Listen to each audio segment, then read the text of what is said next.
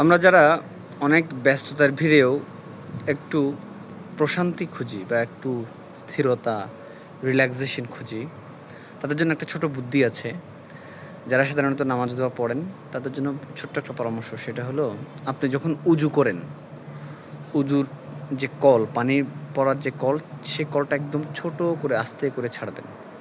Normally আমরা যখন call ছাড়ি অনেক বেশি জোরে পানি পড়ে এবং আমরা খুব দ্রুত উজু করার চেষ্টা করি, খুব তাড়াহুড়ো করে উজু করার চেষ্টা করি এবং খুব তাড়াহুড়ো করে নামাজটা ধরার চেষ্টা করি। আপনি যখন এই যে পানিটা কলটা আস্তে করে ছাড়বেন, তখন আপনার দেখবেন উজু করতে মোটামুটি ভালো একটা সময় লাগবে। মানে পানি পড়বে, তখন আপনাকে বাধ্য হয়ে আপনাকে ওয়েট করতে হবে। মানে আপনার এই যে তখন আপনার মেন্টাল প্রসেসে একটু স্লো ডাউন আসবে আরকি। তো এটা আপনার আল্টিমেটলি আপনার নামাজে গিয়েও ইমপ্যাক্টটা পড়বে। আপনি যদি উজু স্পিডে করেন, তাহলে ওই সাইকোলজিক্যাল যে স্পিডটা থাকে, সেই স্পিডটা গিয়ে নামাজের উপরেও পড়ে, নামাজও আপনি দেখা যায় কুইক করে পড়ে ফেলেন।